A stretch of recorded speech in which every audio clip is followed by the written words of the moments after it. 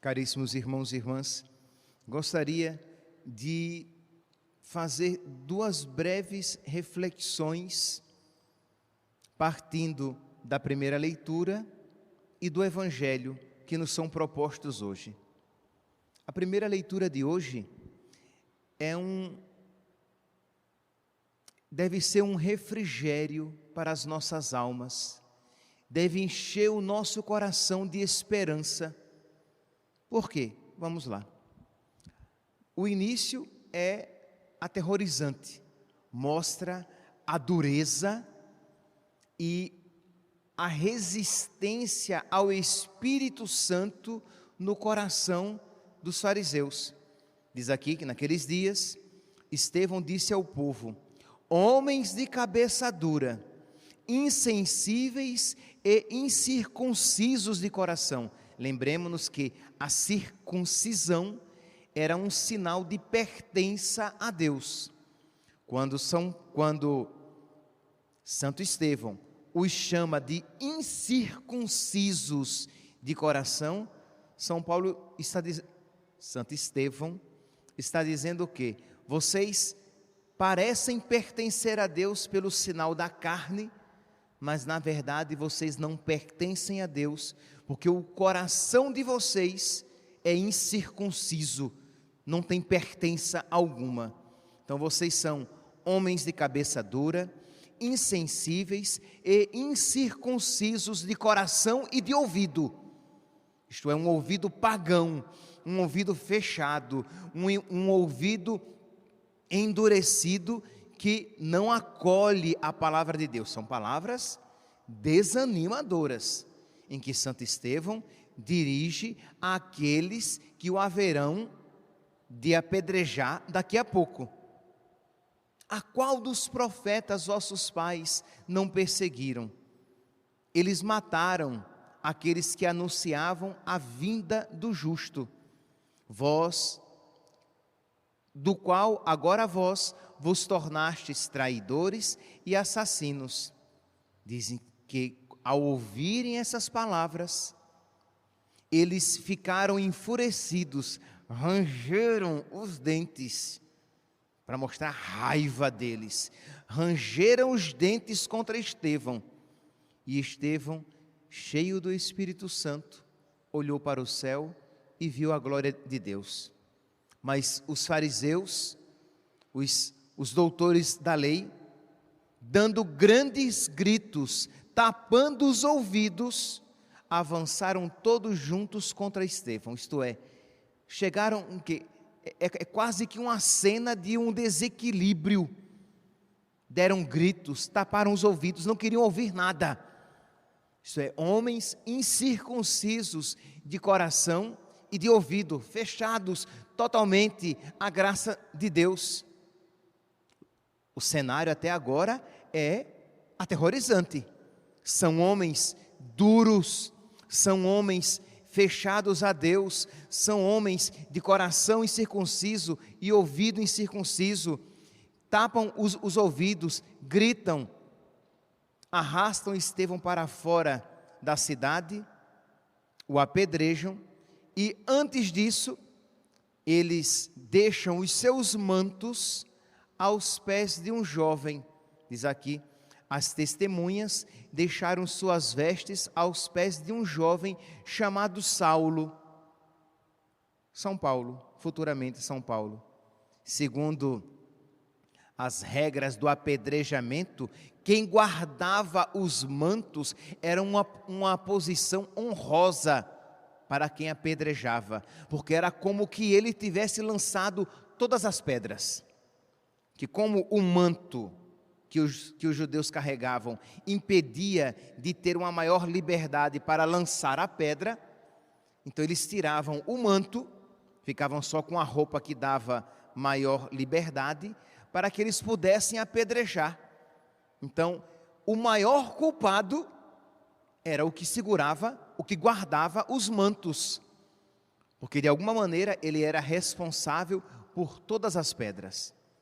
E o apedrejamento era algo crudelíssimo, porque as pedras não deveriam ser muito grandes, para não matar logo o apedrejado, e não deveriam ser muito pequenas, de modo que não causasse dano. Então percebe o que? Os requintes de crueldade. Então deveria ter um tamanho médio, para que infligisse muita dor, para que deformasse o corpo, a parte do corpo onde a pedra batia, mas que não matasse logo. Então Saulo guardava os mantos, e a palavra, e a primeira leitura de hoje termina dizendo que Saulo era um dos que aprovavam a execução de Estevão. Então aqueles homens, a respeito dos quais Santo Estevão falou, incircuncisos de coração, incircuncisos de ouvido, traidores, assassinos, aqueles homens que rangeram os dentes de raiva, Saulo fazia parte desses homens. E meus irmãos, misteriosamente, a graça de Deus lhe transformou o coração, que nós veremos. Agora começa, a partir de hoje, começa a história de Saulo, que vai se converter e vai se tornar essa grande bênção de Deus para a igreja. Porque, meus santos, que eu comecei a homilia de hoje dizendo que esta primeira leitura é um refrigério de esperança, porque a graça de Deus pode mudar os corações mais endurecidos. A graça de Deus pode fazer aquilo que humanamente a nós é impossível. Então, se você olha para o próprio coração e vê o seu coração endurecido, enredado em pecados, mergulhado em vícios, e você não vê esperança nenhuma para a sua vida, para a sua alma, e de alguma maneira essa homilia chegou aos seus ouvidos, suplique a nosso Senhor a misericórdia dEle. Peça a Deus, meu Deus, faz em mim aquilo que eu, por mim mesmo, não posso fazer. Ajuda-me, Senhor. Esperar tudo da misericórdia de Deus, porque se Deus mudou São Paulo, pecador terrível, responsável pela morte de Estevão, Deus pode fazer uma graça tão grande, uma graça até maior nos nossos corações, independentemente dos nossos pecados. Esperar tudo da misericórdia de Deus, confiar na misericórdia de Deus. Mas pode ser que você diga: padre, mas a situação parece que ainda é pior, porque eu estou rezando por quem parece que não suplica misericórdia para ele, porque São Paulo não estava suplicando a misericórdia para ele. A situação pode ser pior ainda, porque uma coisa é quando você, cheio de pecados, cheio de misérias, você suplica a misericórdia. Outra coisa, pior ainda, é quando você suplica a misericórdia por alguém cheio de pecados, que para si não suplica a misericórdia. Mas, meus santos, quanto mais terrível for a situação, maior será a oportunidade de Deus demonstrar a sua misericórdia, a sua bondade, a sua grandeza. Lembremos que Santa Teresinha, ela gostava de interceder, e ela começou a sua maternidade espiritual intercedendo por um grande pecador, que não havia esperança de mudança, conhecido pela sua impiedade e pela sua maldade, e ela assumiu aquele homem como filho espiritual para rezar por ele, para interceder por ele.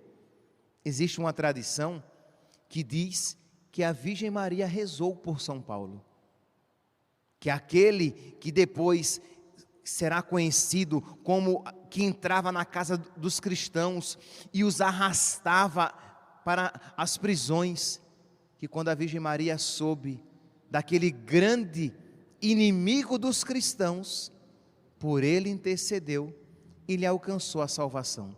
Meus irmãos, independentemente se isso confere se este é um fato histórico, ele é um fato, uma realidade teológica.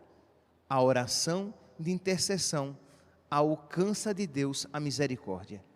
O poder da oração da intercessão.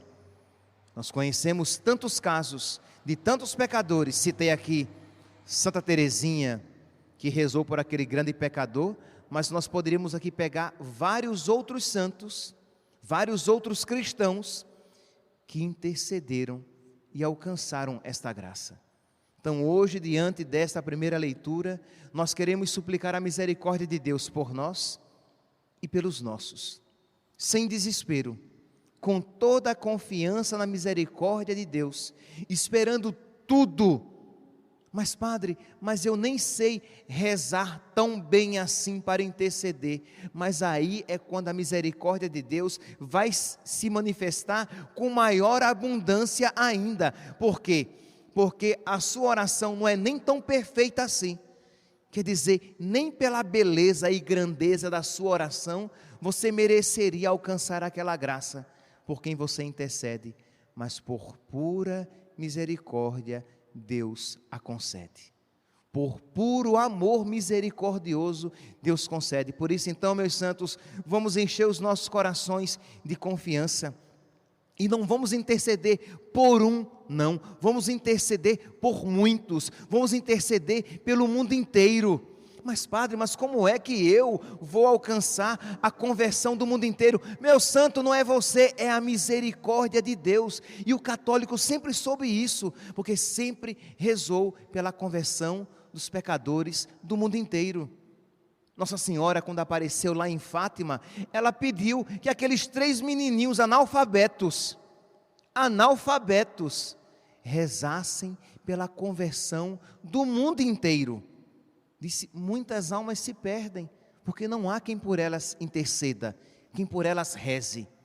Então, meus santos, não virá do poder da nossa oração, para que nós nos vangloriemos diante de Deus e digamos, a força da minha oração alcançou a conversão do meu pai, da minha mãe, do meu filho, da minha filha, do meu marido, da minha esposa, do meu vizinho. Mas a misericórdia de Deus me concedeu esta graça que eu, sem mérito nenhum, suplicava, porque misericórdia e piedade é o Senhor. Então, meus irmãos, vamos então com toda a confiança no amor de Deus, não nas nossas forças, com toda a confiança na misericórdia de Deus, não na grandeza das nossas orações, mas vamos, como filhos, a Deus suplicar. Concede-me, Senhor, esta graça, seja para mim, ou para aqueles por quem eu intercedo. Muito bem, foi a primeira palavra, foi uma primeira reflexão, uma breve reflexão sobre a primeira leitura de hoje, mas não há como deixar passar despercebido o Evangelho, esta continuação do capítulo 6, que é todo um discurso a respeito da Eucaristia. Hoje, a Eucaristia, ela é denominada, digamos, assim, ainda não é explicitamente Jesus falando sobre a Eucaristia, mas nós sabemos que todo o capítulo 6 é sobre ela. Então é chamada por 3, digamos, adjetivos. No versículo 31, o pão do céu. No versículo 33, o pão de Deus. No versículo 35, o pão da vida. Pão do céu, pão de Deus, pão da vida. Eucaristia, meus santos. Por isso daí vem a devoção, o amor, o santo apego que o católico tem pela Eucaristia, a necessidade que o católico tem e deve ter, e que é propriamente católico, de desejar o pão do céu, o pão de Deus, o pão da vida, a Eucaristia. Então, é um desejo santo. Aí você diz, padre, mas se eu ficar alimentando esse desejo nesse período em que em muitos lugares ainda não é possível uma comunhão frequente, se eu ficar alimentando esse desejo, eu vou de alguma maneira aumentar o meu sofrimento. De alguma maneira sim, mas meu santo, esse desejo, se ele for santo, ele vai crescer cada vez mais. E quanto mais ele crescer, quando chegar o momento do seu encontro com o nosso Senhor na Eucaristia, nós podemos imaginar o manancial de graças que Deus vai conceder à sua igreja, quando por ocasião do retorno, quando os fiéis disserem: que alegria quando eu vi que me disseram, vamos à casa do Senhor. Que alegria quando eu vi que me disseram, vamos à Santa Missa. Então, é uma bênção. Deixe que de alguma maneira isso fira o seu coração, porque o Deus que fere é o mesmo que cuida da ferida, diz a palavra de Deus. Pois bem, mas voltemos aqui. Diz então, primeiro, deixa eu começar a reflexão com uma frase que é meio chavão, mas é verdade. Para quem crê, nenhum sinal é necessário. Para quem não crê, nenhum sinal é suficiente. Diz aqui, naquele tempo, a multidão perguntou a Jesus: que sinal realizas para que possamos crer em ti? Mais sinal? Nós estamos aqui no capítulo 6 de São João. Se você for para a segunda-feira, não ontem, a segunda-feira da semana passada, quando nós iniciamos o capítulo 3 de São João, diz que Nicodemos foi à noite à procura de Jesus e disse: Rabi, sabemos que vieste como mestre da parte de Deus. De fato, ninguém pode realizar todos os sinais que tu fazes, a não ser que Deus esteja com ele. Então, Nicodemos tinha visto que Jesus tinha realizado muitos sinais da parte de Deus. E aí vem esses e dizia assim: que sinal realizas? Mais sinal. Mas não somos nós, meus santos, sempre tentando a Deus, sempre testando o amor de Deus. Isso é horrível até no relacionamento humano. Imagine um namoro em que o namorado fica sempre pedindo provas renovadas do amor dela. Se você me ama, então faz isso por mim. Chega um momento que cansa, para com isso. Será que eu já não dei sinais suficientes de que eu amo você? A esposa que diz para o marido que diz para a esposa. Imagine um amigo, isso aqui é muito próprio de amizades entre os jovens, as crianças, que ficam querendo provas de amizade. Isso cansa. Assim somos nós, às vezes, infantis na fé. Não criancinhas no sentido que Jesus nos apresenta, mas infantis quando ficamos pedindo a Deus que Ele nos prove o tempo todo que Ele nos ama. Olhemos para a cruz e teremos a maior prova de amor de Deus por nós. Olhemos para a Eucaristia e veremos uma outra grandiosíssima prova do amor de Deus por nós. Aproximemo-nos do sacerdote para a confissão e teremos uma renovada expressão do amor de Deus para conosco, que nos perdoa os nossos pecados. Olhemos para os santos que intercedem por nós.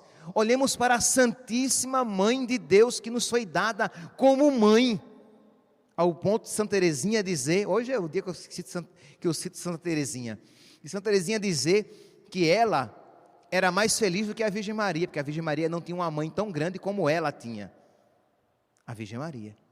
Quer dizer, tantas provas de amor. Eu vou parar por aqui, porque senão, grandes, muitas, abundantes, generosas provas de amor para conosco, e nós, na primeira dificuldade, começamos a duvidar do amor de Deus e querendo que Ele nos prove o seu amor. Não façamos isso, meus santos. Machuca o coração de quem ama, machuca o coração do amante, quando o amado duvida do seu amor. Não duvidemos do amor de Deus.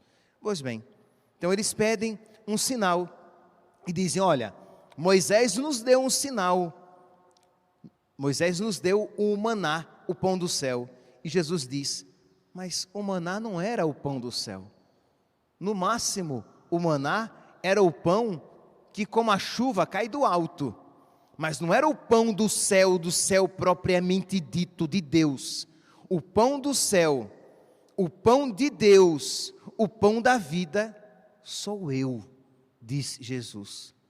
É aquele pão que Deus dá. Diante disso, a multidão disse: Senhor, dá-nos sempre deste pão. Meus irmãos, que maravilha se nós católicos também repetíssemos com todo o coração este pedido: Senhor, dá-nos também deste pão.